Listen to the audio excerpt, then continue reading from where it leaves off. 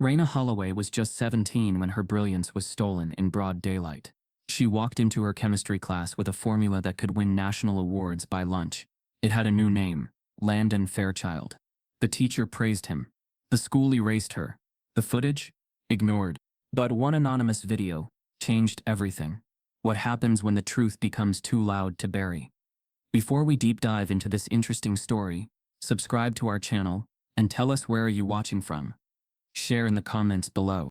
There was something about the silence in Rosebridge High's science wing that morning. It wasn't the peaceful kind. It was the thick, tense stillness that clung to walls like a secret about to slip. The hallways, polished and sterile, echoed with the faint squeak of new sneakers as Raina Holloway stepped inside the honors chemistry lab for the first time.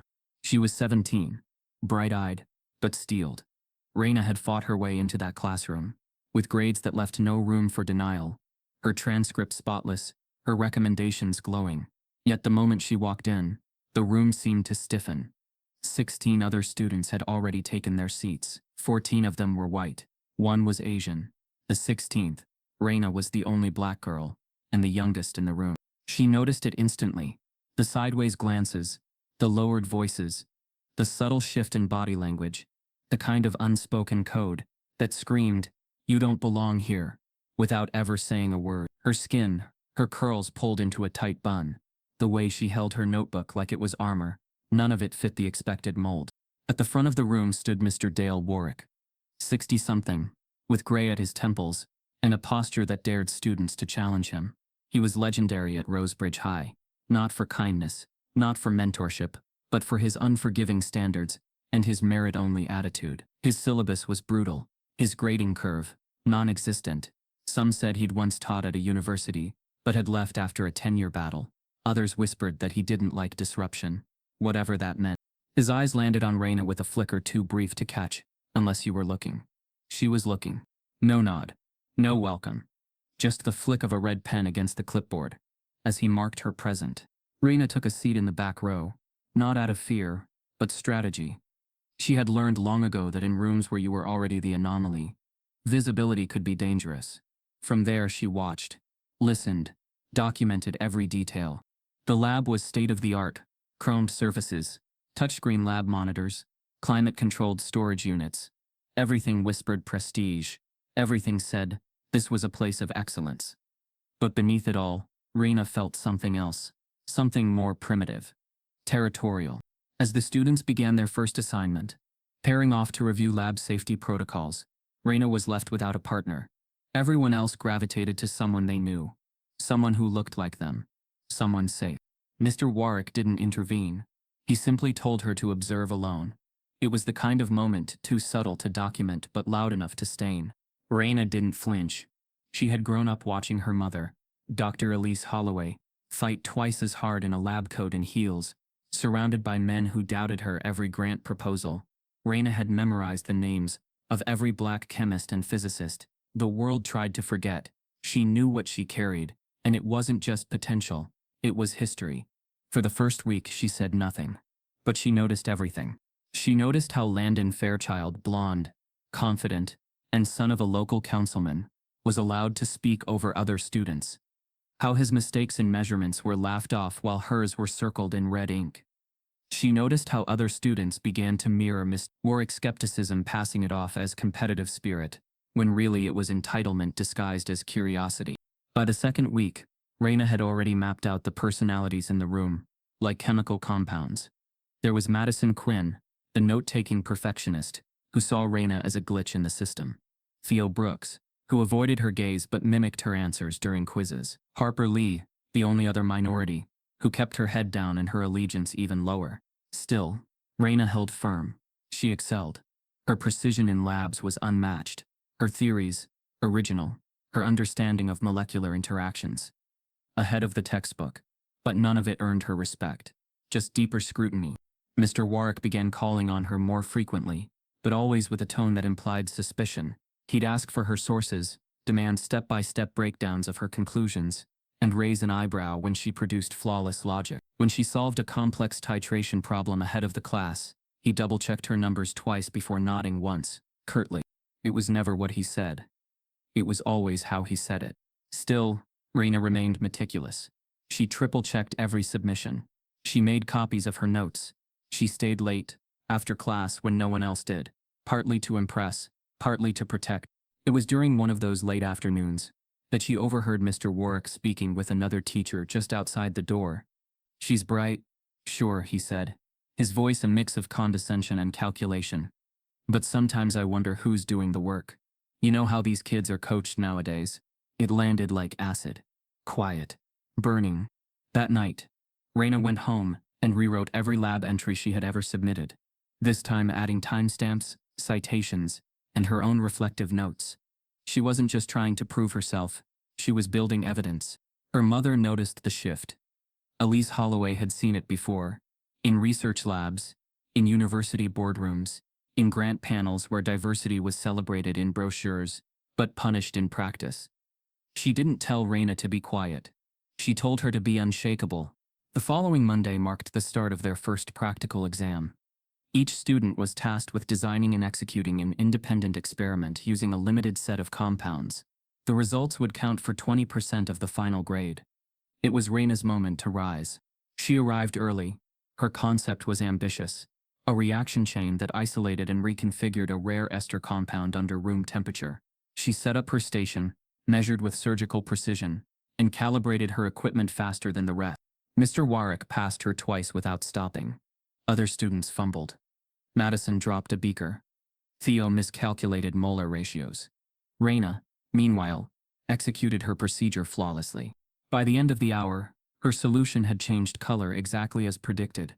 Temperature stable, yield optimal, everything perfect. For the first time, Mr. Warwick paused. His gaze lingered on the sample. His lips parted slightly, as if about to speak. Then, without warning, the class bell rang. Students shuffled out. Raina cleaned her station meticulously, recorded her results, and left the lab. She didn't see Landon linger behind. She didn't see the smirk on his face as he glanced at her beaker. The next morning, Raina returned to the lab. Her station smelled different. A sharp, acidic tang hung in the air. Her equipment had been moved. The solution in her flask, now cloudy and separated, looked nothing like what she left behind. Her notebook had a tear on the corner. Her results sheet, gone. Mr. Warwick walked over, frowned, and said her sample appeared incomplete. He questioned whether she had followed protocol. He marked her experiment as inconclusive. Raina stood frozen, her throat dry, everything she had built, in a single night, undone. But something didn't make sense. Why would her perfect sample decompose overnight, without exposure? Her eyes flicked to Landon's workstation. A faint smear of blue residue on his gloves. The same hue her ester compound had turned during reaction. Her breath caught. It wasn't a mistake. Someone had tampered with her lab, and as she opened the lab cabinet to retrieve her backup notes, Raina found something she hadn't expected. Her original results sheet, partially crumpled and hidden beneath a stack of scrap paper, the corner smeared with an unfamiliar fingerprint and blue chemical stain. The smell hit her before the door even finished swinging open. It wasn't just chemical, it was pungent, almost like someone had cracked open a bottle of ethanol and let it bleed into the walls overnight. Raina Holloway stepped inside the honors chemistry lab and instantly knew something was wrong. The usual scent of sterilized surfaces, cold metal, and faint bleach was gone, replaced by an acrid sharpness that clung to the air like accusation. Her feet slowed instinctively, eyes narrowing as they found her workstation. It was wrecked. Glass beakers were overturned, their contents dripping onto the floor in long, sticky trails. Her Bunsen burner, once centered and capped, now lay tilted against the sink. The pipettes she had laid out in flawless order were scattered like fallen dominoes. But worse, far worse, was what she didn't see. Her lab notebook, gone. Raina's pulse spiked. Her every formula, every time-stamped result, every procedure meticulously logged. It had vanished. The room buzzed with the idle chatter of classmates settling in, but it felt staged, manufactured, like a play already in motion, one where she was the only one who didn't know her lines. She scanned faces. Landon Fairchild leaned back in his chair, lazily flipping through a textbook he never read. His eyes met hers for a fraction of a second, and then came the smirk. Not an accident, Raina thought. Not even subtle. Mr. Warwick finally looked up from his desk. He approached slowly, brows furrowed, a practiced expression of disappointment settling into his face like a mask he'd worn many times. Without giving her a chance to speak, he looked over the mess and exhaled dramatically. "This is unacceptable," he muttered, his voice carrying just enough for the room to hear. Raina tried to explain, tried to recall where she last placed her notebook, tried to clarify that she hadn't touched the station since the previous day, but her words were met with stony silence. Mr. Warwick simply raised a hand, cutting her off mid-sentence. "No one else had access to this area after school hours," he said flatly. "If your materials were mishandled, the responsibility falls to you." Her jaw tightened. "But I didn't." He held up a grading sheet. A bold red 0 sat beside her name. The weight of it sank, in slowly. Not just the failing grade, but the message beneath it. She was being painted as careless, irresponsible, undisciplined. Traits that carried more danger when attached to someone who looked like her. Landon let out a soft chuckle under his breath. Just loud enough.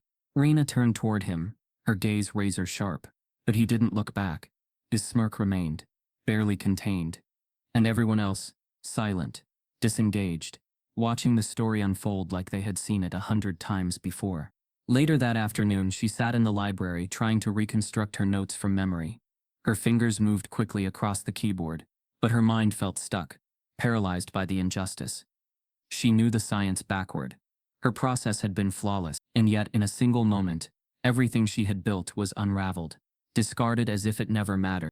She stared at her reflection in the screen.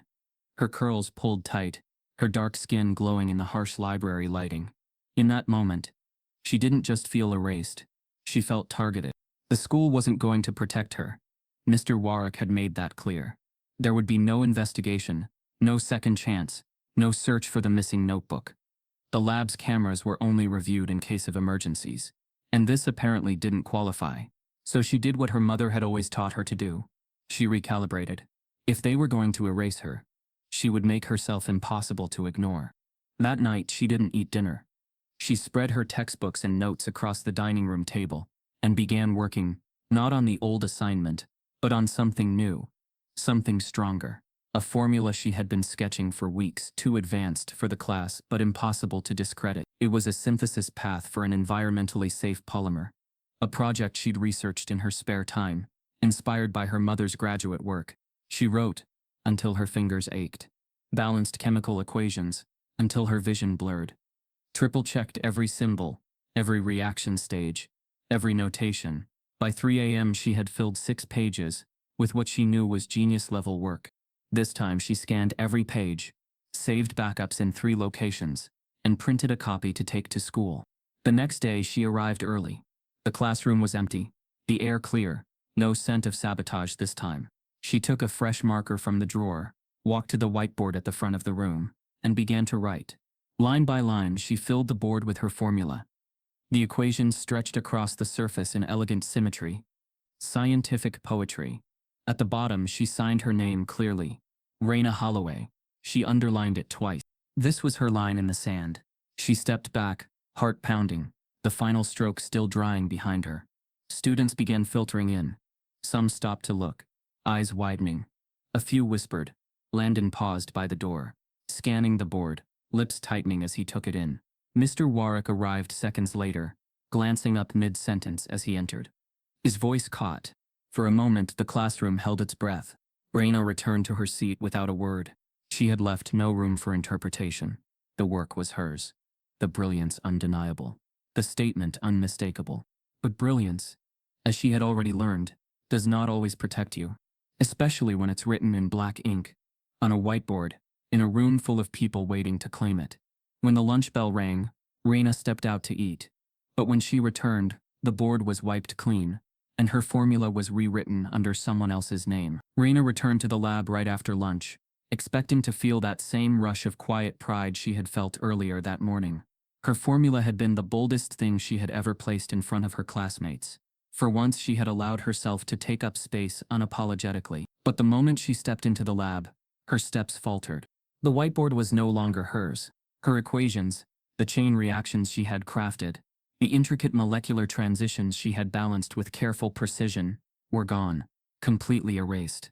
In their place stood the same formula, almost identical, but written in neater, more sterile handwriting. The sequencing was slightly rearranged, not enough to change the chemistry, just enough to give the illusion of originality.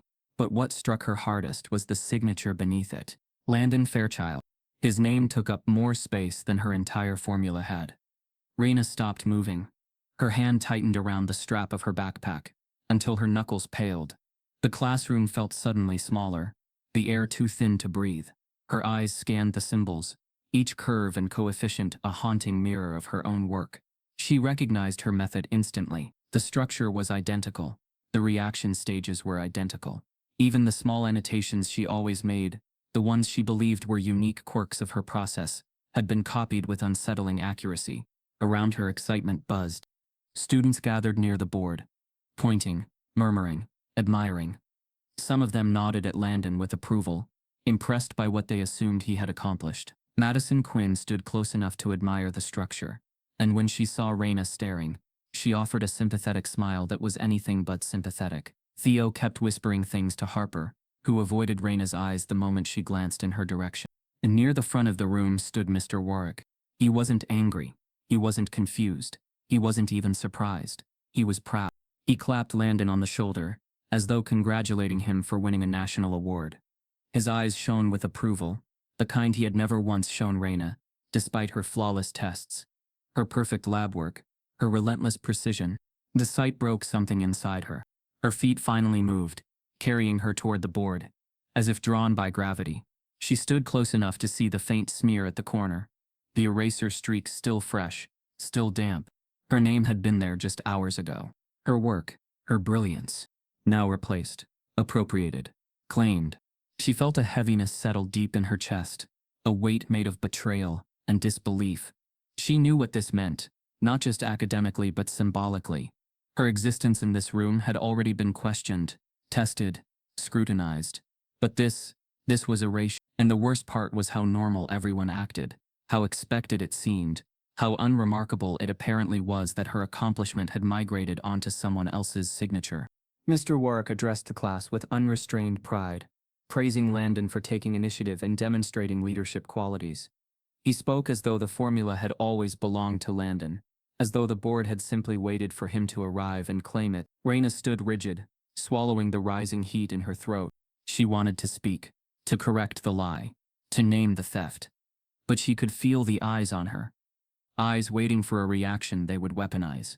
If she protested, she would become the problem, not the victim. If she demanded justice, she would be labeled dramatic, emotional, jealous. She could already imagine the narrative forming. Landon, the promising young scientist. Raina, the girl who thought everything was about her. The whispers began even before the dismissal bell rang. Students exchanged glances, tiny smirks, knowing looks. A few muttered that Raina was probably upset because she had been outdone. Others suggested Landon had simply taken inspiration from the public board, twisting the truth into something palatable. But no one acknowledged what had actually happened. When the period ended, Landon walked past her. He didn't make eye contact. He didn't slow down, but he didn't need to. His silence carried a message. He knew exactly what he had done, and he knew no one would hold him accountable for it. Raina stood alone in the now quiet room. The board loomed before her like a monument to injustice. She stared at the formula, tracing the lines with her eyes, feeling every part of her work reflected back at her, only now devoid of her name, her identity, her credit. By the time she arrived home, she was exhausted in a way she couldn't explain. Her mother watched her carefully during dinner as she quietly pushed food around her plate. Eventually, Raina slid a printed copy of her original formula across the table, her name signed at the bottom, time-stamped, proof of what she had created. Her mother didn't ask what happened. She didn't need to.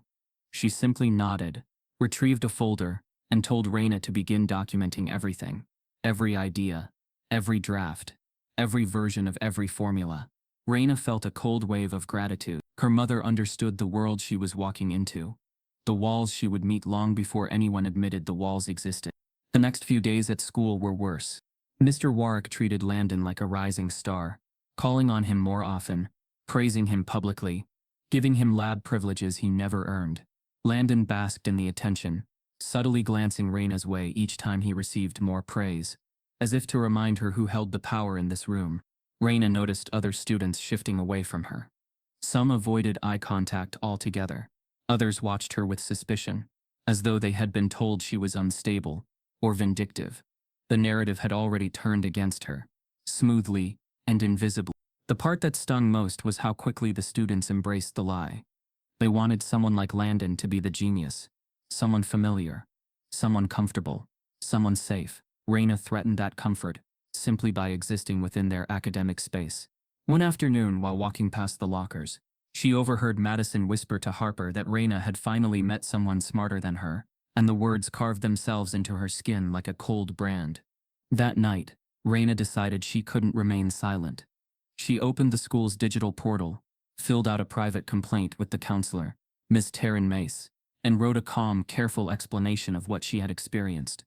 She didn't accuse. She didn't name Landon. She simply documented the grating inconsistencies and the pattern of dismissal. She clicked submit. She didn't expect immediate change. She didn't expect a revolution. She only wanted her truth recorded somewhere official, somewhere that couldn't be erased as easily as her name on the whiteboard. But the next morning, something unexpected happened. She opened her locker and found a small sticky note, folded in half, placed deliberately on top of her books.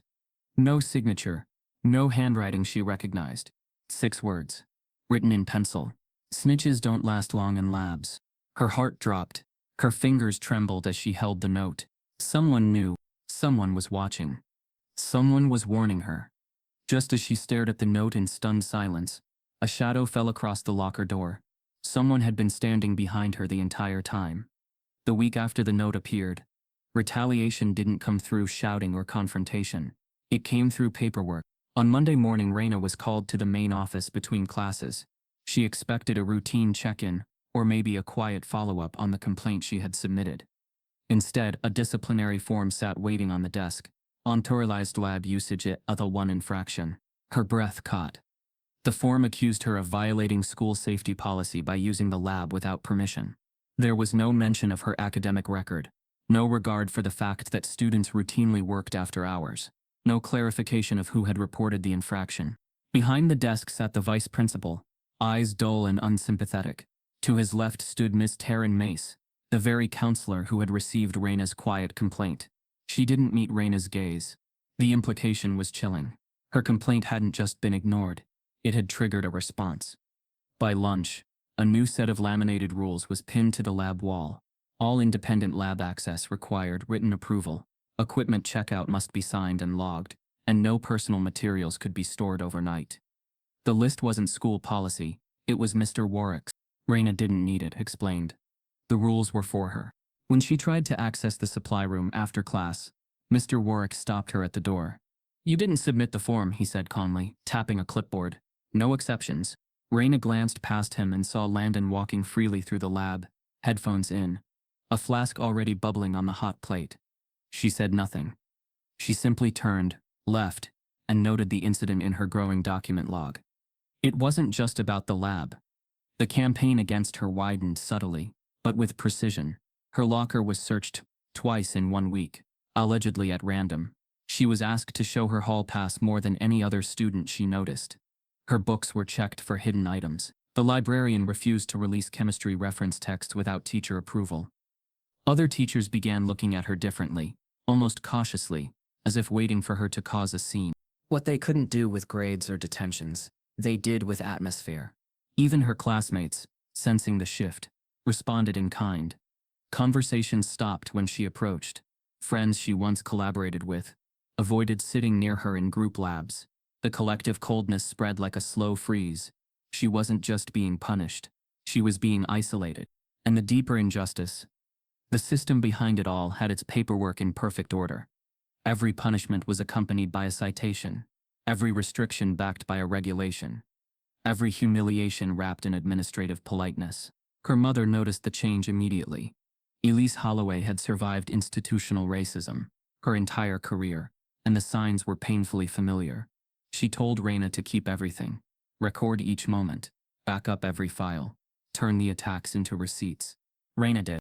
She became her own defense team, documenting the restrictions, photographing posted rules, logging every incident.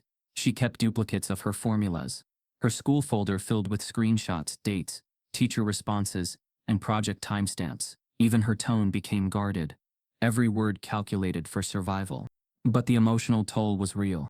She stopped staying after school. Her appetite vanished. The tension in her shoulders rarely eased, and her nights became restless marathons of fragmented sleep. The joy of science, the thrill of discovery, was replaced by the constant need to protect herself from a system trying to reduce her to a problem. The final blow came when the results for a scholarship nomination were posted. Raina's name wasn't there. She had led every category: GPA, research project, extracurriculars. Still, the school had nominated Landon and Madison. The explanation was vague: leadership, collaboration, and institutional fit. She stared at the bulletin board for a full minute before turning away. It wasn't about winning anymore. It was about erasure. Still, she refused to stop. Even under scrutiny, even when silence seemed safer. And then, out of nowhere, something shifted. On a Thursday morning, Raina opened her school email to find a message from an anonymous address. No subject, no greeting, no name, just a video file. At first, she froze. Then she opened it. Grainy security footage filled the screen. It showed the chemistry lab. The timestamp read 7:13 a.m. The footage was unmistakable. Raina walked into frame, backpack over one shoulder, hair tied back. She approached the whiteboard, pulled out a marker, and began writing. Line by line, the formula appeared. Her formula, the same one that had been claimed by Landon. She signed her name clearly: Raina Holloway. Then the frame cut. New timestamp 7:40. Landon entered the room. Alone. He stopped, looked up at the board. He stood there for 5 seconds, then reached for the eraser. Her name vanished under his hand. He picked up a marker, rearranged a few variables, then signed his own name at the bottom. The video ended. For a moment, all Raina could do was stare. Proof. Undeniable. Time-stamped proof. Below the video, a single line of text appeared, typed in plain font. They erased your name. Time to write it back. Raina's fingers trembled as she clicked replay, but this time another file appeared in her inbox. A second video from inside the teacher's lounge. The second video appeared before she could even finish replaying the first. It was labeled only by a timestamp: 6:49 a.m., early morning, even before the janitorial staff finished their rounds. Raina hesitated. Then the footage loaded slowly, but she recognized the angle immediately. The teacher's lounge. A grainy, slightly tilted shot of a space students never entered. In the center sat Mr. Warwick, coffee mug in hand, facing another teacher across a small table. The audio was faint, layered in background hums and static, but she leaned in closer, headphones pressed tight, and then, like a match struck in the dark, a line broke through the noise. Kids got guts. Took it right off the board. Holloway's gonna lose her mind. The other teacher chuckled. Let her. No one cares who did it first. The laughter was low, dismissive. The tone unmistakable. Raina froze. Her body didn't move, but her mind lurched sideways. This wasn't just complicity. It wasn't just negligence. It was proof, clear, damning evidence of adults in power choosing silence, choosing theft, choosing comfort over truth. She paused the video, heart thudding. For a long moment, the room around her seemed too quiet. Then she pressed send, forwarding the footage to her mother with no subject line, no message, just the file. She stood up, walked away from her laptop, and stared at the living room wall until she heard footsteps behind her. Elise Holloway didn't ask questions. She didn't need to. She had seen too many boardrooms, too many closed-door meetings, too many white coats pretending fairness while erasing brilliance. She simply grabbed her coat and said 5 words. This is going to a lawyer. By late afternoon, Raina found herself sitting across from the principal of Rosebridge High, this time not alone. Her mother sat to her right. A civil rights attorney, young, sharp-eyed, and meticulously prepared, sat to her left. On the other side of the desk was the principal, a man suddenly less comfortable in his seat than usual. Miss Taryn Mace, once warm and counselor-like, now sat silent beside him. The lawyer placed a flash drive on the table. The room dimmed. The video played. No interruptions. No commentary. Just the cold, simple truth. Raina, writing on the board. Her name. Her formula. Time-stamped. Then Landon. Entering later. Erasing. Replacing. Signing his name over hers. Followed by the lounge footage. Two teachers joking about the theft, not just as casual observers, but as enablers. When the screen went dark, silence stretched thick across the office. The principal leaned forward, adjusting his tie with a tight jaw. His words were chosen carefully, as if each one had to be weighed before spoken. "This is a serious situation," he said slowly. "But context matters. We don't want to jump to conclusion." The attorney remained silent. Elise crossed her legs, calm but focused. Raina said nothing. The principal continued. "Students often share ideas. It's part of the academic process. Perhaps there was a misunderstanding." Still, no one responded.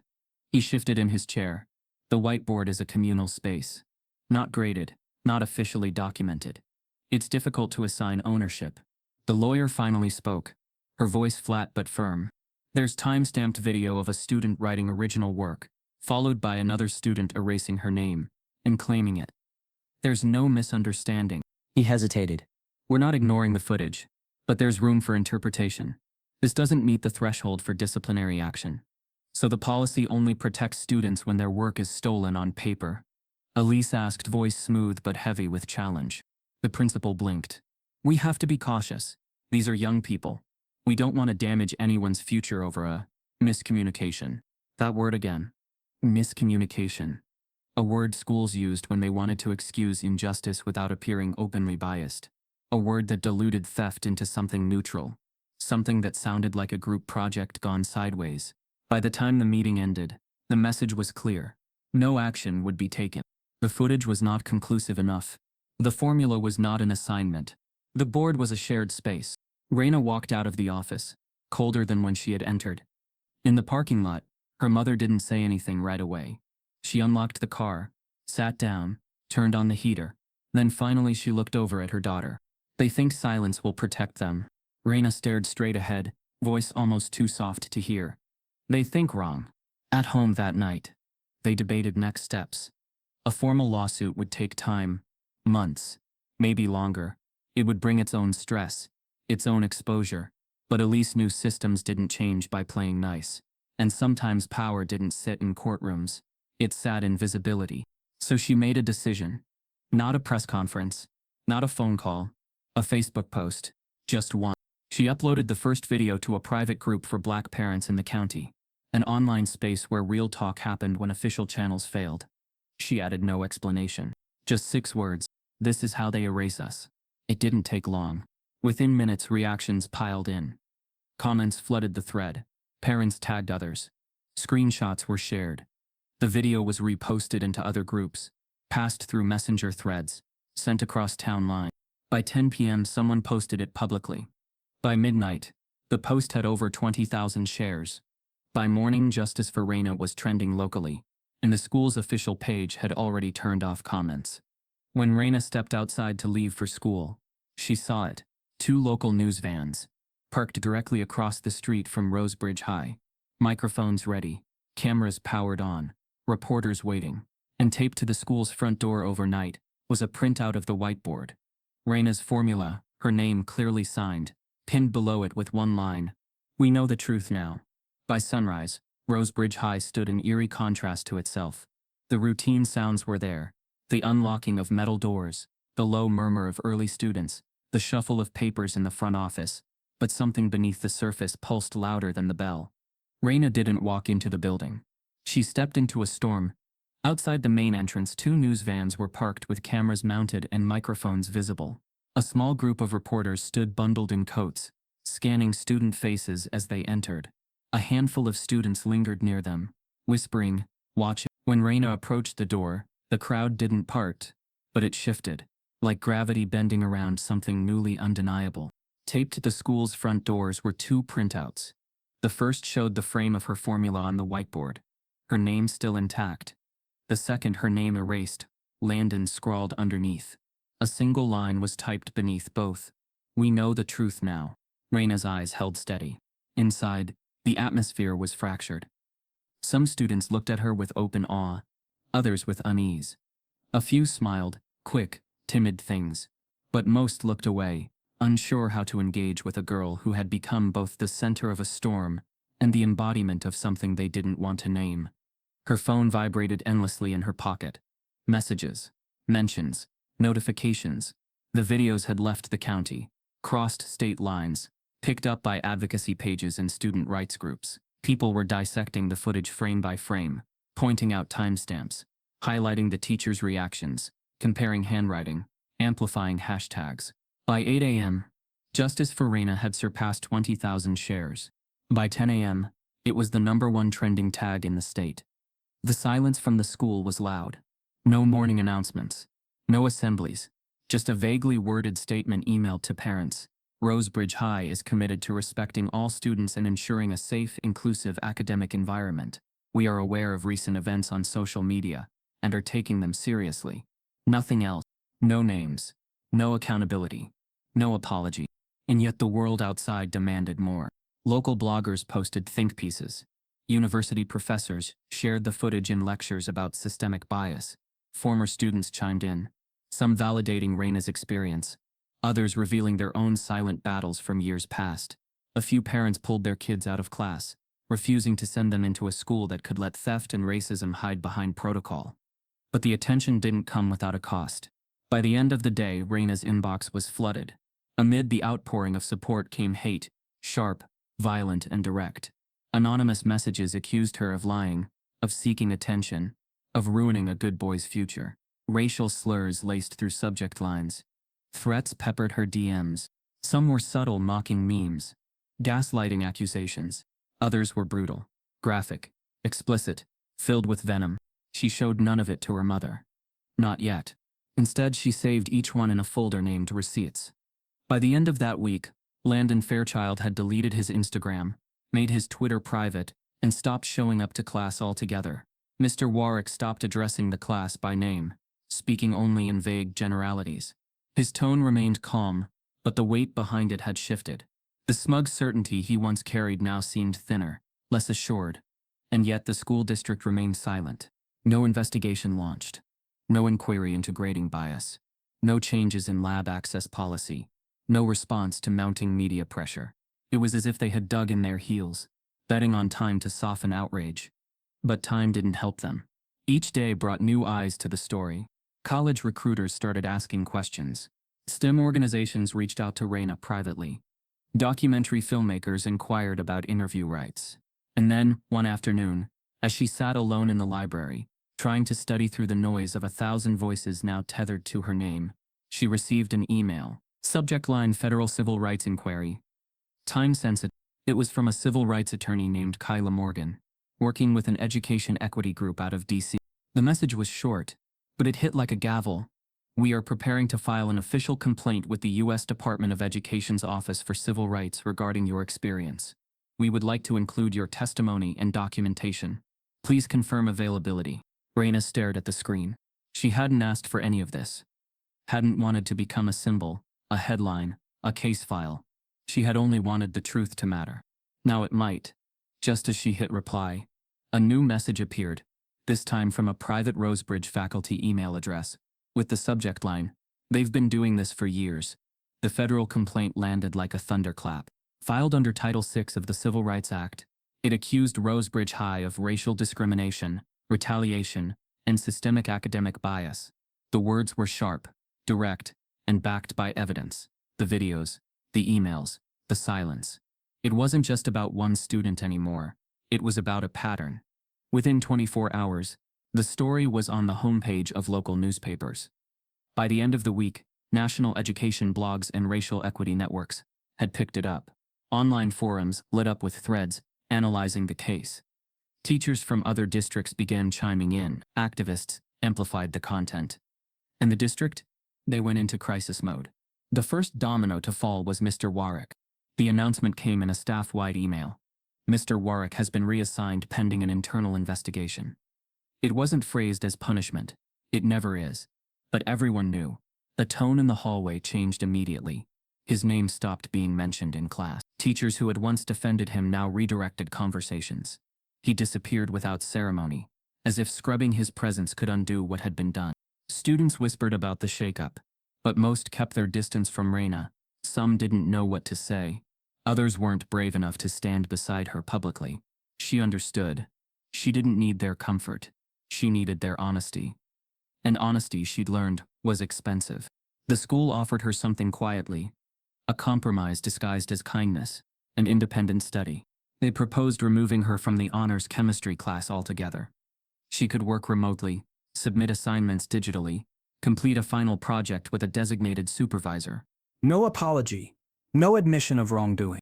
Just exile. Raina didn't agree. But she didn't fight it either. It wasn't about pride. It was about survival. She knew the environment wasn't safe. Not yet.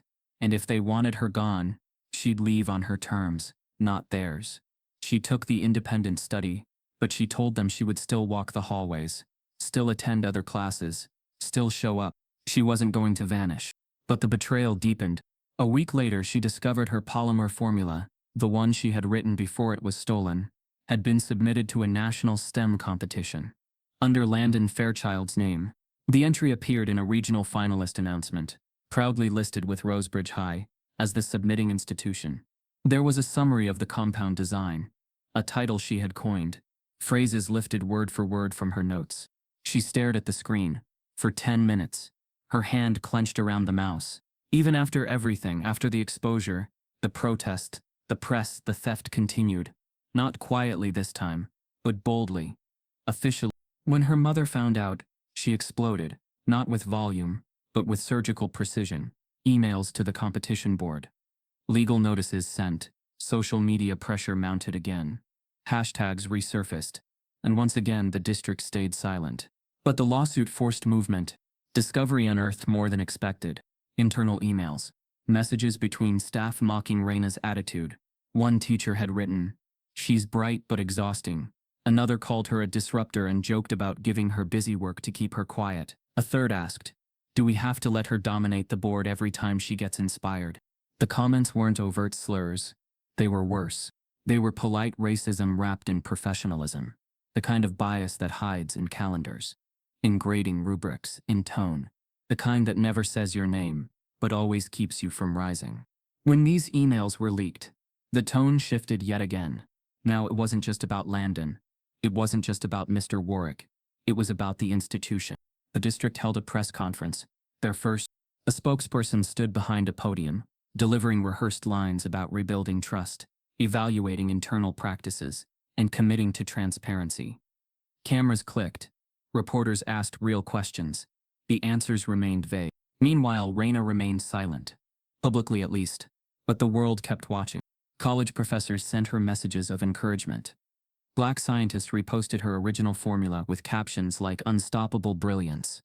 A group of graduate students at MIT named a study group after her. She even received letters from middle schoolers saying they wanted to be chemists because of her. Still, the hate didn't stop. Every public wave brought a shadow. More messages, more threats, more accusations. She saved everyone. Forwarded them to the lawyer. Turned pain into documentation.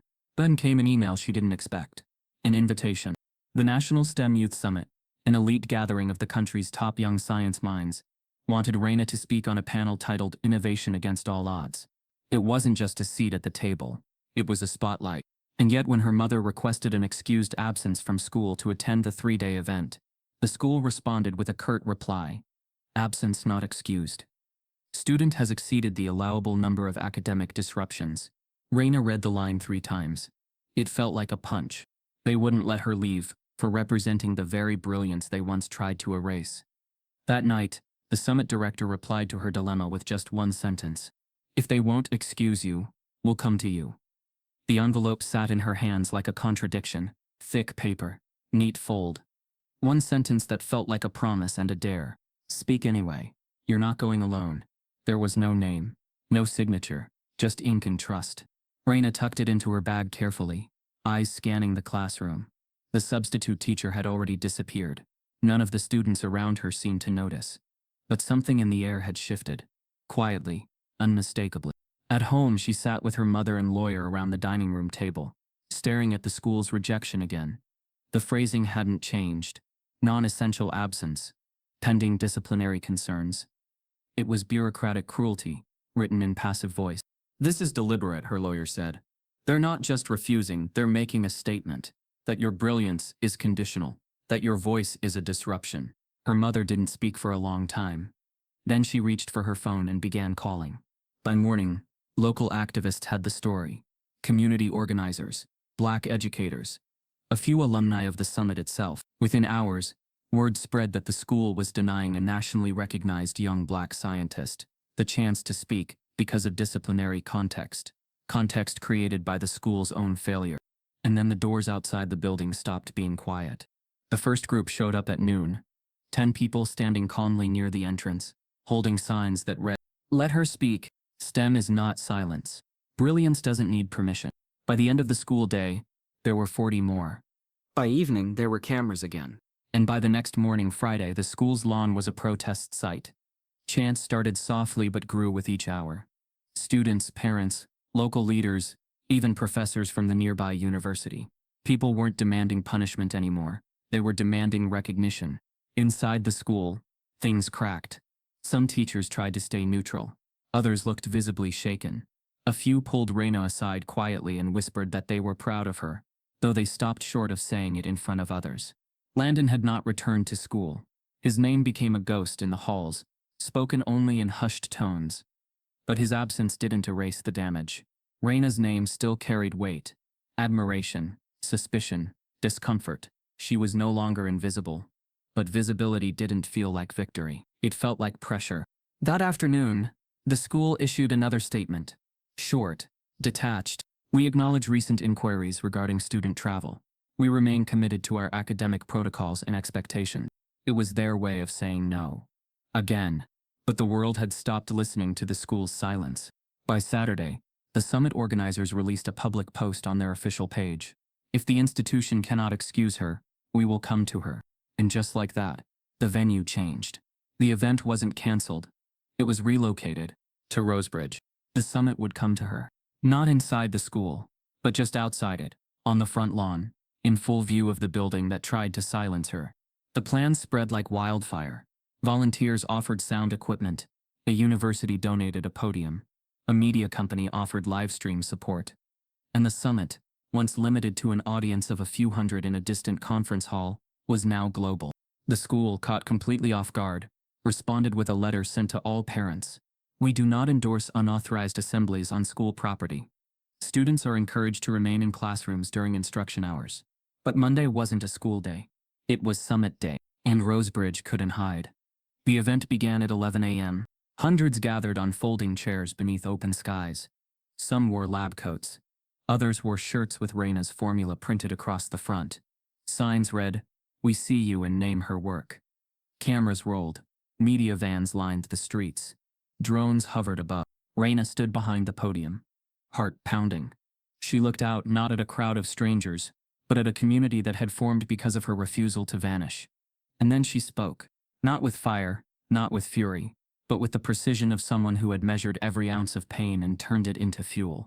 She told them about the whiteboard, about the stolen name, about the missing notebook, the rewritten formula, the silence from authority. She spoke of how erasure doesn't start with violence. It starts with dismissal, how it wraps itself in smiles, in policy, in polite tones, how genius can be stolen with a shrug. She didn't cry. She didn't flinch. She just stood and told the truth. And the world listened. Just as she stepped away from the mic, her phone buzzed. An email from the STEM competition board. "Landon Fairchild's submission has been withdrawn. We have something to show you." The applause still echoed across the front lawn, long after Raina stepped back from the podium. It wasn't the sharp, polite kind that filled auditoriums during routine school events. It was layered, raw, grounded, rising, and falling like a wave trying to find its final strength. For a moment she simply stood there, her hands resting at her sides, her body suspended between shock and clarity. Behind her the backdrop of Rosebridge High looked almost unreal, as if the world had tilted and the building hadn't caught up yet. She felt the air shift. Felt hundreds of eyes settle on her, not with suspicion, not with calculation, but with recognition. It was the kind of moment she had never imagined for herself. Too big, too bright, too heavy to make sense of all at once. The breeze lifted her hair as if the world wanted to touch her lightly before asking more of her. Her phone vibrated relentlessly. She didn't reach for it right away. She simply breathed, grounding herself in the reality that the summit had come to her. On her soil, in front of the very doors that once marked her as a disruption. Then she glanced at the screen, as messages poured in faster than she could mentally register. Names she recognized from social media. Names she never expected to see. Names of peers, activists, public figures, all echoing her story. The live stream numbers climbed, tens of thousands, then more. Clips of her speech were already circling the internet.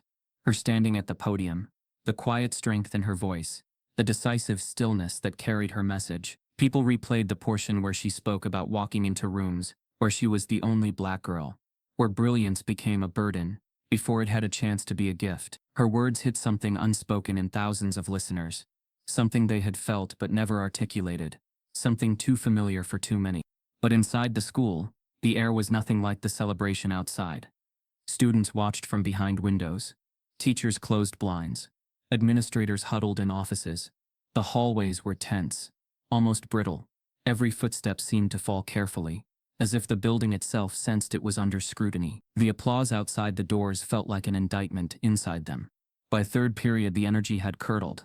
Students who had once tolerantly ignored her now looked at her with a mix of resentment and fear, as if wondering whether proximity to her could pull them into something larger than they wanted to acknowledge. Others read the messages on their phones with awe, whispering to each other in corners, but hesitating to approach her. And then there were those who simply tightened their circles, choosing suspicion over understanding. At lunch, when she approached her locker, she noticed something tucked behind the vents, a small folded paper pressed deep into the metal slats. She pulled it free with careful fingers, already knowing what she would find. Another anonymous note, another attempt at control through cowardice. This one was printed in capital letters on a strip of notebook paper. Proven false. Stop the lies. She placed it in her pocket rather than throwing it away. Every note was documentation now. Every attack strengthened the record. She moved through the rest of her classes with an unshaking calm, as though being targeted had become part of her routine, an unwanted but familiar shadow. By the afternoon, her speech reached national journalists. An anchor on a major network aired a segment about the systemic patterns her case represented. A best-selling author reposted a clip with a caption about educational inequity. A research group at a top university publicly offered her a summer fellowship based solely on the clarity and depth of her science. All the while, Rosebridge High remained silent. Not a single official approached her. No apology, no correction, no acknowledgement of the summit on their doorstep. They maintained a brittle neutrality, as though refusing to respond would make the narrative dissolve. Raina's mother noticed the shift first. The way students whispered near parking lot corners. The way certain teachers avoided eye contact entirely. The way the guidance counselor flinched when she saw them. Something beneath the surface was growing. Not courage, not change, something darker. That evening, Raina returned home with the weight of the day settling into her bones. She showered, changed into comfortable clothes, and sat at her desk. The quiet of her room felt almost sacred now. The rare space where her mind had room to breathe. She opened her laptop, and the first email she clicked was from the National STEM Board. They confirmed Landon's submission had been withdrawn. They attached her original formula, scanned, timestamped, preserved. They offered her a place at the final showcase. They wanted her story told, not hidden. The validation washed over her slowly, not as triumph, but as relief. A reminder that the truth still had places to land. But the peace didn't last. Because as she closed her laptop, the door creaked slightly. Her mother stepped inside, holding a padded envelope. Her face unreadable. The envelope had no return address.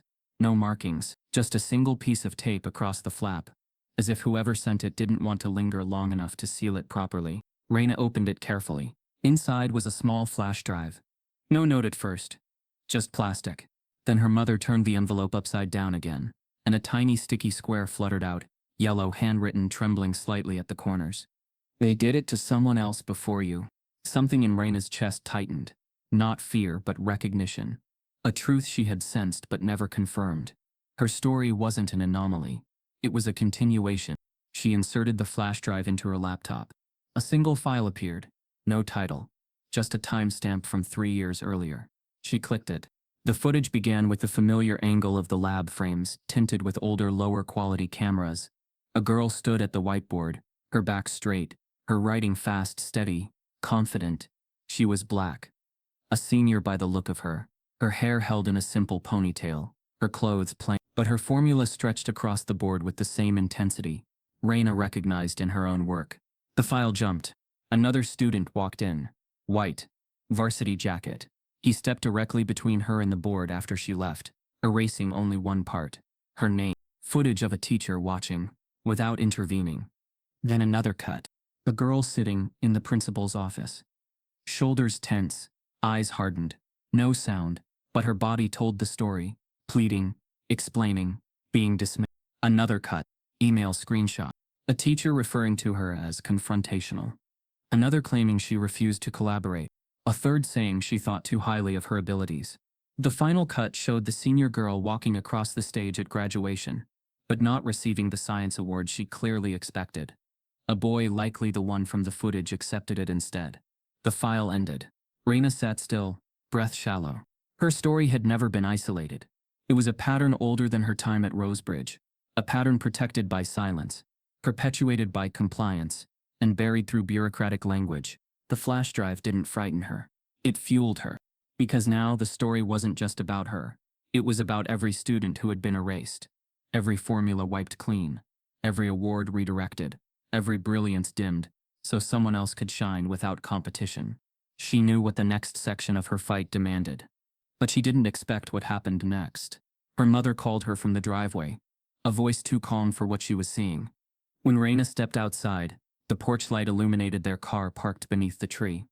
Its glossy black surface now carried a long, jagged scar, deep, deliberate, carved by someone who wanted to leave a message that couldn't be unseen.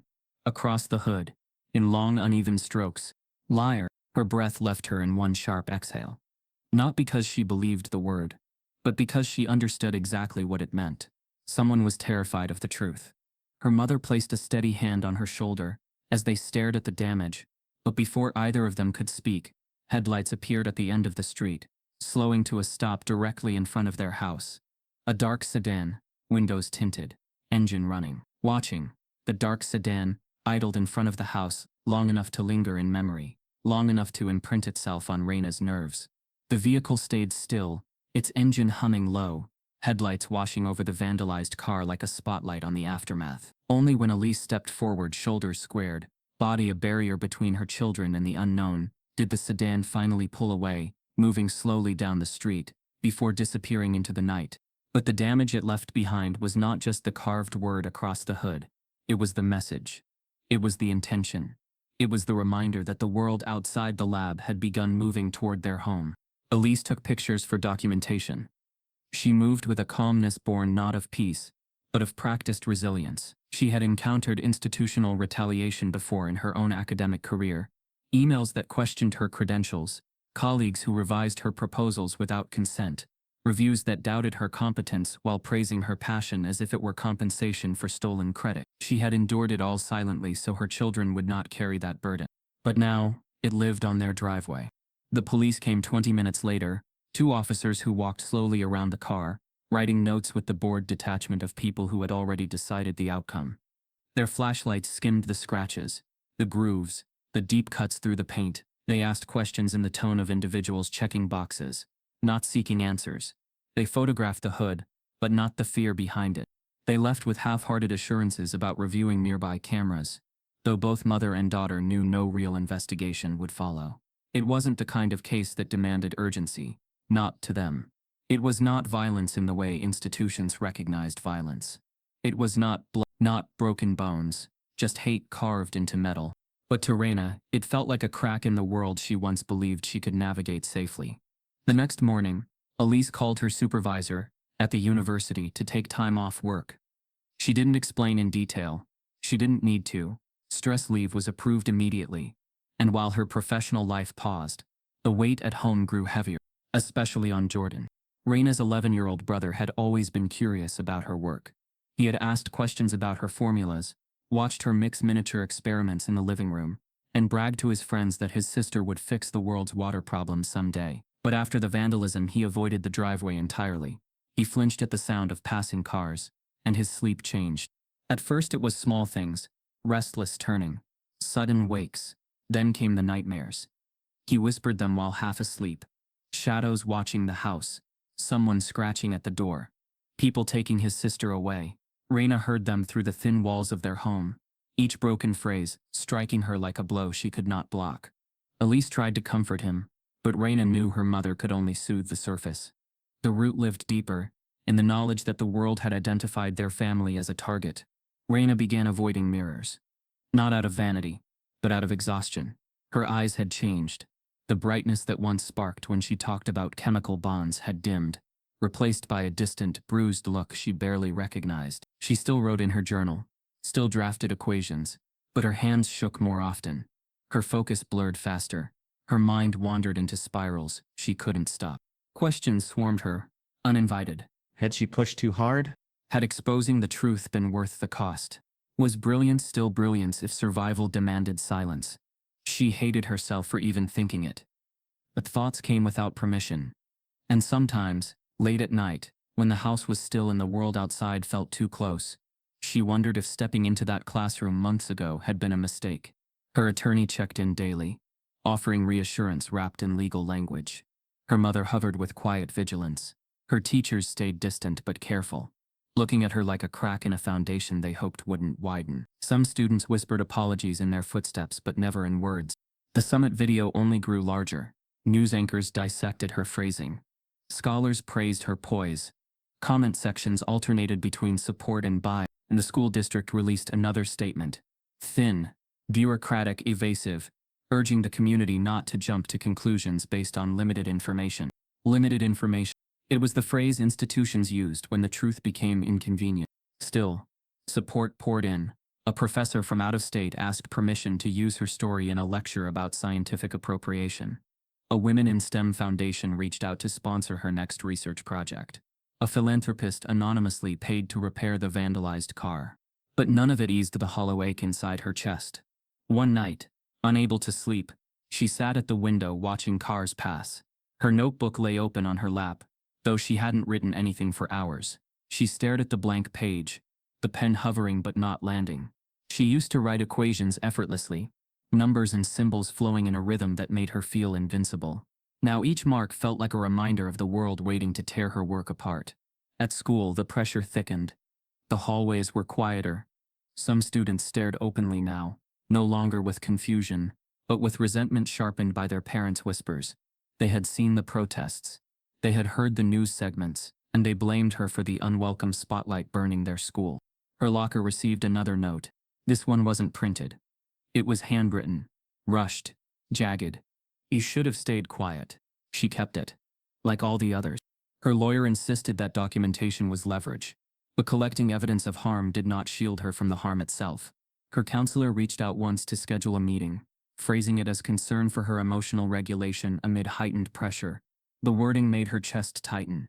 They weren't checking on her. They were checking on liability. The case, officially, had no suspects. The police report remained open, but untouched. The school called the vandalism unfortunate. A teacher suggested, in a meeting Raina wasn't present for, that kids sometimes escalate drama to get attention. It was the same pattern repeating in real time. She wasn't a student. She was a threat, a burden, a narrative they wanted to control. Her mind began to fray at the edges. She ate less. Sleep came in fragments. Some mornings she sat in the parking lot for long minutes before entering the school, willing her breath to steady.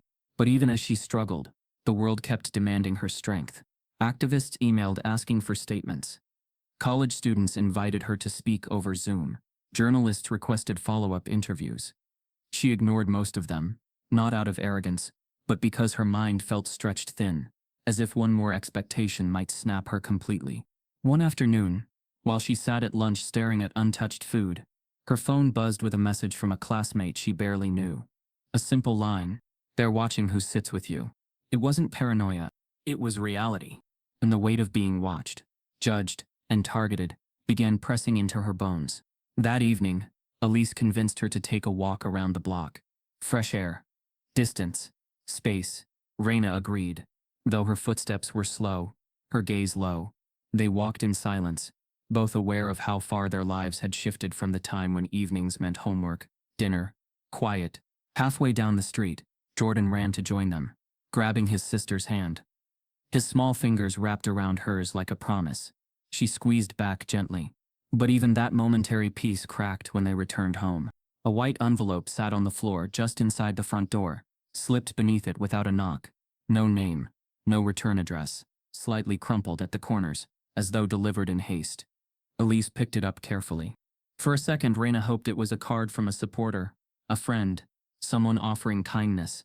But the weight of the envelope told her otherwise. It wasn't soft. It was heavy, loaded. Elise handed it to her. Raina opened it slowly. Inside were printed emails, internal messages from the school staff, threads of conversation, comments about her, plans to monitor her behavioral patterns, subtle warnings exchanged between teachers about avoiding confrontation with students like her, a note from an administrator advising staff to stay unified so the school could avoid further complications from the Holloway situation. And at the bottom of the stack, one line highlighted, "We need to make sure she doesn't escalate." Her hands trembled. Her mother placed a steadying hand on her shoulder, but even that grounded touch couldn't blunt the sharp edge of the truth. The school wasn't just ignoring her. They were organizing around her. And beneath the emails, tucked almost invisibly between the pages, was a photograph, grainy, taken from a car window, of Raina walking alone, after school. The caption, typed in all caps, read, "You're next." The photograph changed everything. Raina sat at the kitchen table long after the envelope had been emptied, her hands resting near the printed emails. The grainy surveillance photo spread in the center, like a final confirmation of what she already suspected. This wasn't just harassment. It wasn't isolated. It wasn't reactionary. It was orchestrated. The photo of her walking alone, taken from a distance, labeled with threat, wasn't just a message from some disgruntled peer. It was too calculated, too specific. It felt like a warning from someone inside the system. Someone who knew how far the institution would go to protect itself, and how far it would go to crush anything that challenged it. The printed emails confirmed it. Thread after thread of staff members exchanging messages. Some indirect, others unmistakable. Mr. Warwick referring to Raina as a lab liability. Another teacher casually suggesting someone should keep an eye on her when she gets too confident. Yet another unknown to Raina. Until then, writing, "If she keeps pushing, we'll be forced to reevaluate her eligibility for academic representation." And then the most damning one, Warwick again, laughing and writing about how sometimes you have to keep these ones in check early before they think they own the place. These ones. The words clung like smoke. They weren't coded. They weren't vague. They were soaked in a bias too familiar to dismiss. Raina didn't speak that night. She scanned every page, each line exposing the system beneath the surface, the unspoken alliance between teachers, the shared suspicion, the quiet strategy of erasure masked as professionalism. It was the validation she never asked for, but the kind she needed. Her attorney's reaction was immediate. The emails became a turning point in the lawsuit. What had been framed by the school as a misunderstanding or an isolated conflict suddenly unfolded as something much deeper, coordinated discrimination. The case expanded. What began as a complaint against a teacher grew into an investigation into the school's broader culture. Camille Raina's lawyer filed a motion to include all communications related to student evaluations, disciplinary actions, and internal decisions tied to Raina's academic status. The school responded the only way they knew how. They offered a settlement, a carefully worded, financially generous proposal. Quiet, private, signed with non-disclosure agreements, disguised as restoration, but hollow in intent. It would cover tuition for college, withdraw the disciplinary actions, even offer a letter of apology, unsigned, drafted by the district. All Raina had to do was accept. Elise read the offer twice. Raina read it once, then folded the paper and slid it back across the table. Her voice, though not heard in that moment, resonated in her refusal. She would not be bought. Her future wasn't for sale. Her truth wasn't a bargaining chip. And her silence wasn't an option. The rejection sparked another media wave. News outlets reported that the school district, despite public pressure and documented proof of misconduct, had chosen to settle rather than reform. Commentators called it cowardice. Advocates called it standard. Raina simply called it predictable. But what she didn't expect was what came next. 3 days after the rejection went public, a direct message landed in her inbox. The sender's name was unfamiliar. The profile was blank. The message was short. "You're not the first. I was pushed too. I can prove it." At first, she dismissed it as another anonymous supporter. She had received hundreds, But this one included an attachment. She opened it. A scanned letter from 3 years ago. An academic removal notice. The name at the top, Khalil Myers. The reason, failure to maintain academic collaboration expectations. She remembered the name faintly. A quiet upperclassman. A senior during her freshman year. Never in the spotlight, but always at the top of the honor roll. He had vanished midway through the year. Rumors said he transferred. Others claimed he got expelled. Attached beneath the removal letter was another document. His last graded assignment. Flawless. Marked down with vague notes about incomplete citations and disregard for peer engagement. The margin scribbles matched the tone she now recognized too well. The final document was a transcript of an internal appeal Khalil had submitted. It was rejected. His parents were told that he lacked the flexibility to thrive in a collaborative environment. It was a pattern. The same coded language used to describe Reina. Too confident. Too individualistic. Too much. Reina shared the documents with Camille, who confirmed Khalil's case fell under the same institutional umbrella. Within a day, the legal team reached out to him officially. Khalil agreed to testify. His story unraveled like a mirror image of Reina's. Early promise, increasing resistance, sudden rule changes, restricted lab access, sudden drops in grades, and eventual expulsion from the honors program. All while white students were celebrated for half the work. Khalil had stayed silent because he thought no one would believe him. Until now. Now Reina's story had cracked the silence wide enough for others to step through. The lawsuit, already gaining traction, now had precedence. 2 students. 2 sets of documentation. 2 timelines that mirrored each other across years. The school scrambled again. This time, not just with lawyers, but with image consultants. The superintendent issued a statement about deeply regrettable administrative oversights. A third-party investigator was commissioned. But the damage had already been done. The community had seen too much. Parents organized meetings. Teachers were asked to review their own implicit bias training. A petition to remove multiple staff members began circulating. Students painted Reina's formula across a wall on the edge of campus. No names. Just molecules. Just a message. We're still here. Yet Reina remained cautious. She understood how quickly public favor could shift. One misstep, one misquote, one manipulated narrative, and the same people praising her could turn. She stayed grounded in documentation, in truth, in her notebooks, in the memory of the whiteboard. And yet, despite everything she knew, part of her still trembled when she thought about what else could be hidden. How many others had disappeared quietly? How many awards were handed to the wrong names? How many teachers still operated under the same unspoken agreements, protected by silence and time? Her mental health remained fragile. Sleep came in fragments. Trust was a currency she could no longer afford. But with each piece of truth unearthed, she felt less alone. When Khalil appeared on a podcast to tell his story, he ended with one line that echoed through every listener's heart. They erased me quietly, but now my silence is done. And Reina knew then that her voice had created more than resistance. It had created a wave. The next day her lawyer received a package, an anonymous USB labeled only with the year 2016, and a note. This started long before either of them. The USB drive was small, unimposing, almost forgettable. But when Camille plugged it into her office laptop, the files it contained revealed a legacy far larger than any single case. It wasn't just Reina. It wasn't just Khalil. It wasn't even just the last 5 years. The folder was titled Internal Recs, Honors Chemistry. Inside, scanned complaints, emails, memos, disciplinary notes, each tagged with a year, each centered around students of color, nearly all of them black. Most were handwritten, grainy scans of old forms that never made it past internal review. Some were letters from parents, others were counselor logs, notes buried deep in school files, never followed up on, never escalated. Each entry formed a pattern that had remained invisible until now. 2016, a black student named Nia Carter flagged for non-cooperation after questioning a grading discrepancy. 2017, Malik Pearson received detention for insubordination after requesting to switch partners following repeated sabotage by a white labmate.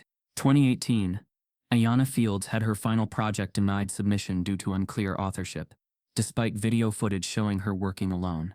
2019, Jalen Rose, an AP student, removed from the Honors Science Fair roster with a note, recommendation withdrawn by instructor Warwick. It was a buried graveyard of brilliance, names, efforts, and reputations quietly erased through administrative maneuvering. The district had ignored them all. Each student was subtly discredited, disguised as disciplinary concerns, compliance issues, or personality conflicts. No appeals made it past initial reviews. No investigations were ever conducted. Now exposed together, they painted a portrait of deliberate erasure. Raina's case was no longer exceptional. It was simply the latest chapter in a book the school had been trying to burn page by page for nearly a decade. The files also included internal emails from Mr. Warwick dating back years, sarcastic, coded, but unmistakable in tone. One from 2017 read, "Another genius with something to prove. Might be time to reinforce the rules again." Another from 2018, after a parent challenged a failing grade. "Can't fix arrogance with a rubric." He wasn't just complicit, he was consistent. Khalil's decision to come forward had cracked the wall, but this archive of digital rot tore it down. Camille contacted former students whose names appeared in the documents. Some had moved on, enrolled in colleges, or started new lives. Others had left school entirely. Many hadn't spoken about their experience in years. But once reached, they responded not with surprise but recognition. "This explains everything," one said. "I always thought I was the problem," another admitted. "I tried to tell someone. No one listened," a third recalled. The pressure on the district became unbearable. Journalists dissected the files, each new name, a headline. Advocacy groups cited the case in national education panels. Students at Rosebridge began holding walkouts, not just in support of Raina, but in memory of those who were silenced before her. A massive public petition demanded a federal review of the district's handling of discrimination claims. Local leaders called for a board hearing. Social media campaigns targeted school officials by name. The school board finally responded, not with transparency, but with panic. They issued a short release. In light of new allegations, Rosebridge High and the district at large will conduct a full external review of historical complaints within the honors program. But it was too late. Accountability wasn't coming from within the system anymore. It was being forced from outside. Mr. Warwick's name was now synonymous with academic discrimination. National outlets requested interviews. A podcast episode titled The Erasure Lab climbed the charts within hours. Former students, once dismissed or shamed, were being invited to speak. Some broke down mid-interview. Others spoke slowly, carefully, as if fearing the weight of truth might still crush them. And yet, through all of it, Mr. Warwick remained silent. Until he didn't. 1 week after the files went public, the district announced that Mr. Dale Warwick had resigned from his position effective immediately. The news broke midday. It should have been an ending, a resolution, a step toward closure. But then, minutes later, his personal statement appeared on his public Facebook page. It was long, defensive, furious. He claimed to have been targeted by a radical student movement, rooted not in truth, but in resentment.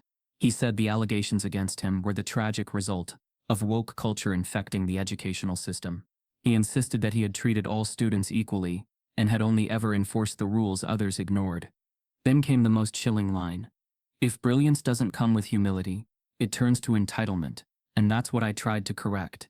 Screenshots spread like wildfire. Commentators tore the statement apart.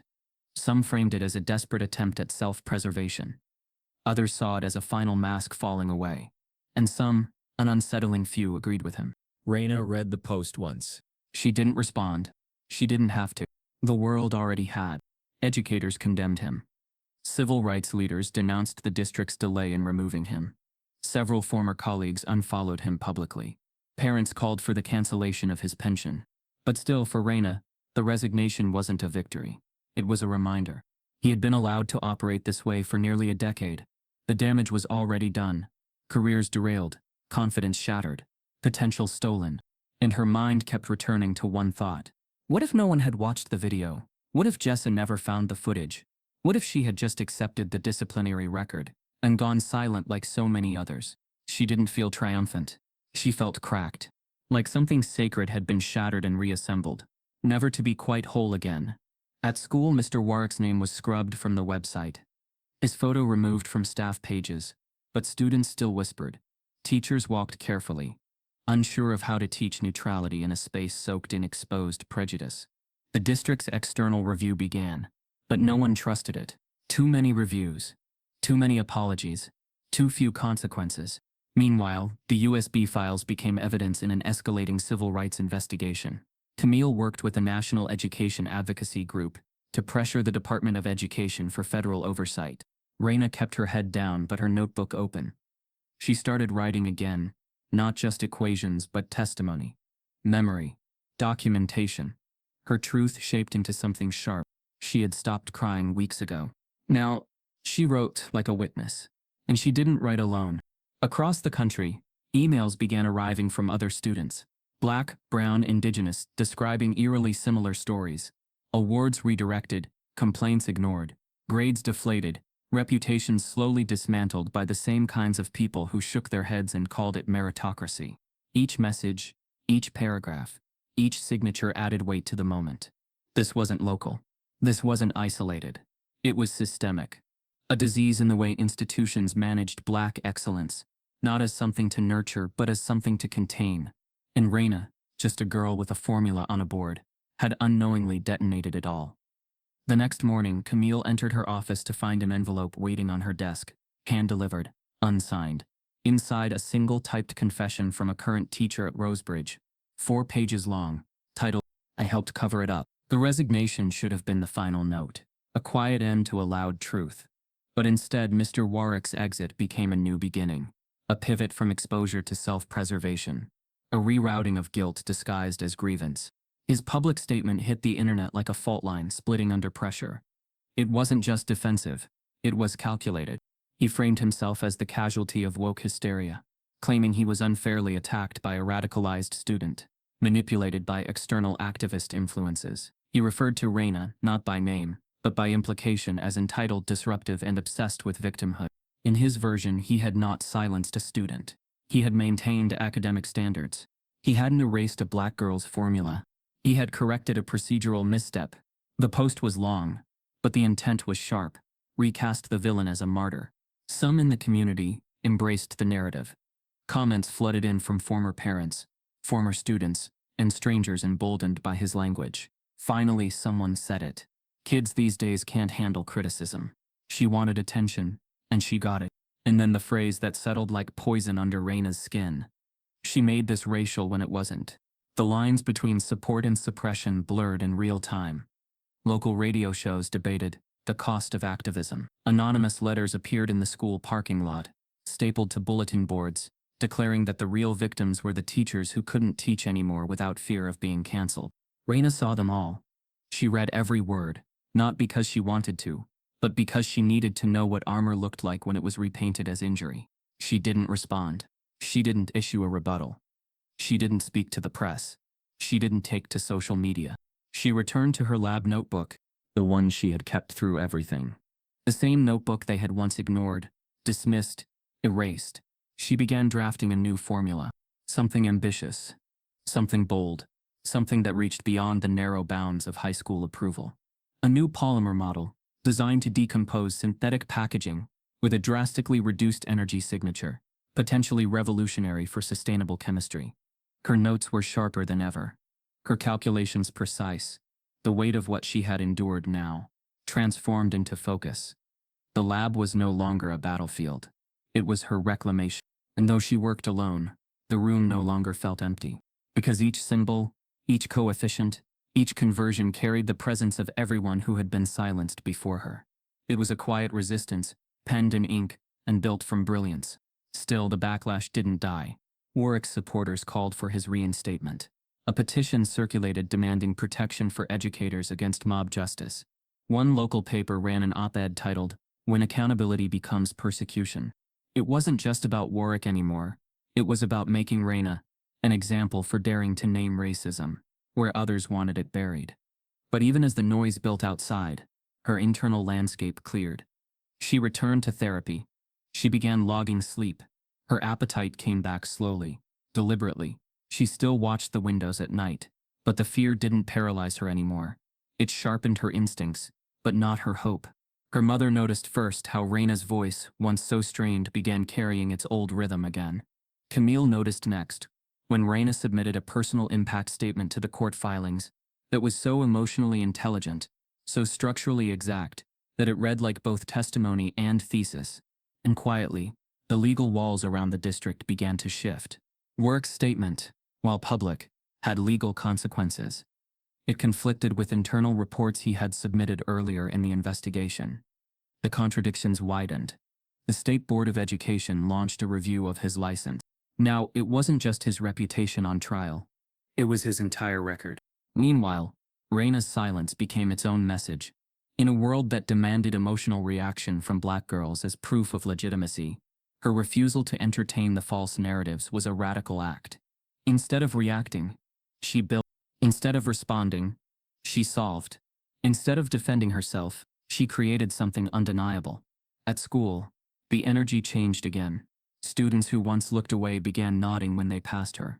Teachers who had maintained distance now used her case in quiet, reflective conversations about curriculum and implicit bias. She remained cautious. She knew the school's shift was born of pressure, not principle. But for the first time, she didn't feel like a ghost moving through hostile walls. She felt like a current, a force that could not be shut down by permission slips or passive-aggressive emails. And then came the letter. It arrived in the afternoon mail, heavy and embossed. Reina recognized the university's seal before she opened it. She had dreamed of studying there once, long before the story began, when she was just a girl who loved reactions and precision, who believed that the science world was a meritocracy, untouched by the failures of the one around it. She opened it with trembling hands. Inside was a formal offer, a full academic scholarship, 4 years with housing, mentorship, and tuition fully covered. And one line bolded in gold font at the bottom. You will also be provided a private research lab space to continue your work. Her knees went weak, not because she hadn't believed in her potential, but because she had learned how easily potential could be ignored when carried in the wrong skin. Her mother cried before she did. Camille called 10 minutes later with congratulations and legal updates. Khalil sent a single text. They can't erase this one. But Reina didn't post the offer. She didn't screenshot it for social media. She simply placed the letter inside her notebook, between the pages of her new formula, and stared at the words again. Not because she doubted them, but because they proved the most important thing of all. She had made it impossible for the world to pretend she didn't exist. And she had done it without playing their game. That night, as she stared at the ceiling in the quiet, a silence was broken by her phone. A new email had just arrived. Subject line: We need your help. This is bigger than one school. The email marked a turning point, but not because it asked for her help. Because it reminded her that silence had always been someone's strategy, never her. When Reina stepped onto the campus of Langston University, one of the nation's premier research institutions with a legacy born from Black excellence, something in her posture changed. It wasn't a visible transformation. It was in the stillness, the grounded way she walked past the chemical engineering department, the way she no longer shrank into hallways or avoided eye contact with professors. The world had watched her survive. Now it was about watching her build. The lab they gave her wasn't just a room with equipment.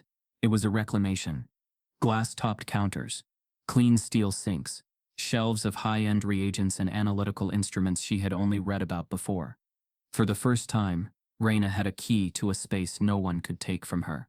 No teacher could deny her access. No one could erase her name from the door, because this time, her name was printed on the placard. R. Holloway, lead undergraduate research fellow. She didn't hang posters on the wall. She hung her formula. The original one. The one they tried to erase. The one that had been stolen and renamed, and nearly forgotten, framed and centered, the black ink still bold against the white paper. It wasn't just a formula anymore. It was evidence, survival, proof that she had never needed validation to be correct. From the start, she set her focus not on revenge, but on resolution.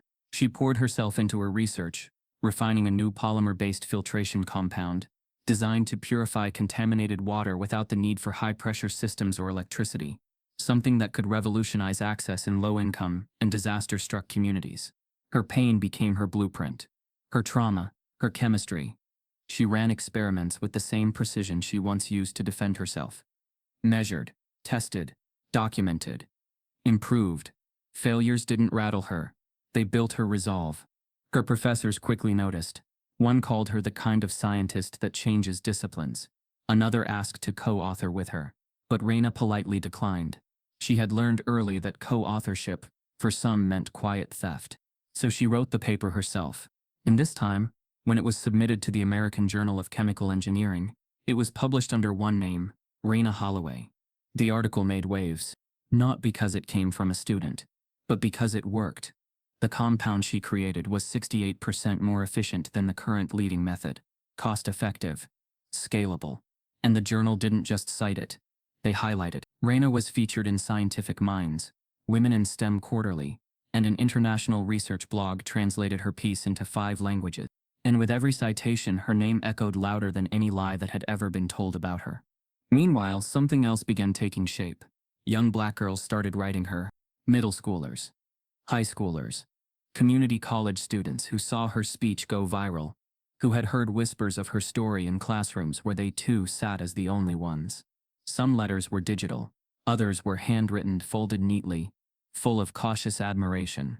Raina read every one. Then she created something she wished she'd had, a mentorship program. She named it Unstolen. It wasn't flashy. It wasn't backed by grants or investors. It was her time, her inbox, her lab, occasionally filled with visiting students who had never seen themselves reflected in science textbooks. She showed them equations, taught them how to spot plagiarism in peer review processes, helped them start notebooks, gave them tools to make sure their names stayed attached to their work. She didn't call herself a mentor. She called herself a warning system, because no one had warned her. Not until it was almost too late. But now, no one could take what she had built. The school that once removed her from its walls had no choice but to acknowledge her. Her face began appearing in diversity in STEM brochures distributed by Rosebridge High. It was surreal. The same institution that docked her grades, locked her lab cabinet, and labeled her disruptive, now used her smile to sell inclusion. The image was taken from her summit speech, poised, brilliant, untouchable, and Raina said nothing. She didn't sue them for unauthorized use. She didn't demand they remove it. She simply let it sit there, because the contradiction spoke louder than she ever could. The school needed her now more than she ever needed them. But the true surprise came one quiet Thursday evening, as she wrapped up her notes for a polymer trial. Her phone buzzed with a new message, one that froze her in place. Subject: keynote invitation. Rosebridge Academic Symposium. It was official, formal, addressed to Ms. Raina Holloway. They were inviting her back. Not as a student, as the keynote speaker. It felt like the universe holding its breath. The girl they once erased was now being asked to stand on the same stage where she had once been erased. She closed her laptop slowly. She didn't open the full message yet. She let the moment settle. Let it stretch long enough for her to feel every single pulse of disbelief, clarity and power. She thought of the whiteboard, the stolen formula, the teacher who once said she was too confident, the classmates who smirked, the administrators who ignored, the guidance counselor who advised her to move on. She thought of her mother, printing out every complaint, organizing every receipt, standing tall even when the ground beneath them buckled. She thought of Jessa, who found the footage, Khalil, who shared his story, the girls in her inbox who still asked, "How do I protect myself in science?" And she thought of her younger self, just 17, holding a beaker and believing knowledge would be enough. Now she knew better. And because of that, she had made it, not just into college, not just into journals, but into history. Her success wasn't a rebuttal, it was a revolution. Quiet, measured, documented, undeniable. She finally opened the full invitation, and at the bottom in small italics one line stood out. An unexpected addition. Mr. Warwick will be in attendance. The hallway smelled the same. A faint mix of industrial cleaner and pencil shavings, the quiet echo of sneakers on linoleum, distant locker doors clanking shut. It could have been any day from her past. But it wasn't. It was years later. And this time, Raina Holloway wasn't walking into Rosebridge High as a student. She was returning as a keynote speaker, a national name in chemical engineering, the face of a generation's academic reckoning. The front doors had been replaced. New security, new windows, new banners touting equity, excellence, and STEM for all. She stepped through the vestibule and into the familiar stretch of hallway where everything had once fallen apart. The floor had been retiled, the lockers repainted. A mural on the west wall now featured a collage of diverse alumni who had gone on to pursue science and tech. At the center of it was her portrait. It was surreal, not because she hadn't earned it, but because she had been erased here, discarded, doubted, dismissed. And now her image hung as proof that the school could evolve, even if it took a storm to make it happen. A new principal greeted her in the lobby. Principal Reyes, a soft-spoken woman with steel in her spine and warmth in her tone. She extended her hand but also looked Reina in the eye as if to say, "We know. We remember. We're still learning." They exchanged brief words. Logistics. Timing. But Principal Reyes made one thing clear before they moved further into the building. The lab has your name on it now. Officially, it's the Reina Holloway Advanced Science Suite. It caught her breath. She hadn't asked for that. No one had mentioned it in the prep emails. The hallways buzzed with students, some whispering when they recognized her, others holding notebooks, tablets, unsure whether to approach, and then came the moment she hadn't expected. As she neared the lab door, a group of students were already waiting inside. Reserved seats, camera crew in the back, teachers at the edges, trying not to look out of place. She stepped through the doorway, and the hush was immediate. Everything about the room was changed. The worn counters replaced, equipment modernized, new safety posters on the walls. But the whiteboard was the same. Same frame, same position, same space where her formula had once lived, then vanished. She stood at the front, adjusted the mic pinned to her blazer, and let her eyes wander the room. And that's when she saw her. In the back row, a black girl. Younger than Reina had been. Hair in braids, notebook pressed close to her chest. Eyes wide, not with awe but with recognition. It wasn't worship. It was silent solidarity. The girl knew what it meant to feel out of place. To question yourself. Because the world around you wouldn't affirm your presence. And in that moment, Reina didn't feel like a symbol. She felt like a link, a chain being rebuilt. She offered the girl a slow, steady smile. Not to inspire her, but to affirm her. Then she turned to the audience and began, "Let me tell you about the day they told me to leave this lab." The words settled into the silence like metal on marble. She didn't deliver a sanitized message. She didn't pretend progress was linear or painless. She spoke about being erased. About being called arrogant for knowing the answer. About formulas rewritten under someone else's name. About the rage of watching your genius applauded only after someone else wore it. And then she spoke about what came next. About documentation. Resistance. Lawyers who didn't flinch. Mentors who told her she mattered. The video footage. The viral wave. The universities. The lab. She spoke about Unstolen, her program for protecting young black thinkers in white institutions. And finally, she spoke about the work, the compound she developed, the breakthroughs she chased not for revenge, but for legacy. Students listened with an intensity rarely seen in school assemblies. Teachers leaned forward. She wasn't bitter, she was whole. When she finished, the room erupted into applause. But Reina wasn't done. She turned toward the whiteboard. Slowly, deliberately, she uncapped a black marker. And then, on the same space they once wiped clean to erase her, she rewrote her original formula. Same variables, same order, same impossible beauty. The room watched in silence, as if witnessing a page in history reverse itself. She stepped back once it was complete. Under it she wrote her name, Reina Holloway. No one could erase it now. As she placed the cap back on the marker, a quiet alert pinged on her watch. She glanced down. A message from Camille. DOJ just opened a national inquiry. They want you to testify. If this broke something in you, if you felt the weight of every injustice she carried, don't stay silent like the ones who watched it happen. Subscribe if you stand with every student fighting to be seen.